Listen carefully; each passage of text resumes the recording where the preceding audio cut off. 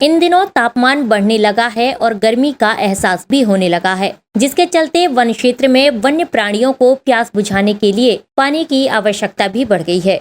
वहीं गर्मी के चलते वन क्षेत्र के जल स्रोत भी सूखने लगे हैं।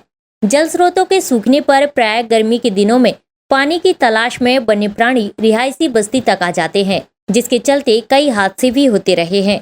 पानी के लिए वन्य जीवों का पलायन रोकने और प्यास बुझाने के लिए वन विभाग के द्वारा प्राकृतिक जल स्रोत और स्टॉप डैम के जल का संरक्षण और रखरखाव करके जल को संरक्षित किया जाता है। वन मंडल अधिकारी ऋषि मिश्र ने बताया कि वन्य प्राणियों को गर्मी के मौसम में भी पर्याप्त जल की उपलब्धता हो सके, इसके लिए गर्मी शुरू होने के पूर्व ही वन विभाग के अमले द्वारा प्राकृतिक जल स्रोतों की साफ सफाई करके और स्टॉप डैम को दुरुस्त करके वन्य प्राणियों को पानी उपलब्ध कराया जाता है।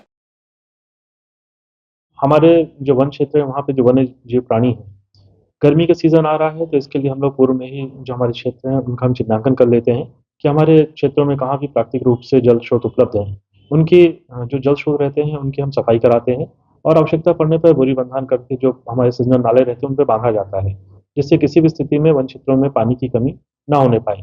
इसके अलावा हमारा जो क्षेत्रीय अमला रहता है वो निरंतर गश्ती करता रहता है और किसी भी स्थिति में कोई वन्य प्राणी अगर भटक करके ग्रामीण क्षेत्र में आ जाता है, तो उसके लिए भी हमने अलर्ट किया हुआ है, हमारी पूरी रेस्क्यू टीम है, उस पर वो लगी रहती है। किसी भी स्थिति में किसी भी वन्य प्राणी और मानव का द्वंद्व ना उत्पन्न हो, इस पर हमारी निरंतर कोशिश रहती है, उसके लिए सदैव टीम को अलर्ट रखा जाता है। जब वन्य प्राणी वन क्षेत्र से बाहर निकल करके आदिवासी आबादी बहुल्य क्षेत्रों में आते हैं, तो वहाँ पर शिकार की संभावनाओं से इनकार नहीं किया जाता। उसको दृष्टिगत पर रखते हुए हमारे मुख्य तंत्र को विकसित किया गया है।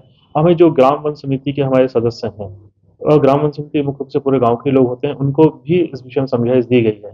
कहीं पर भी कोई भी घटना संज्ञान में आती है तो उस पर तत्काल कार्रवाई की जाती है। SK news live, Jabalpur.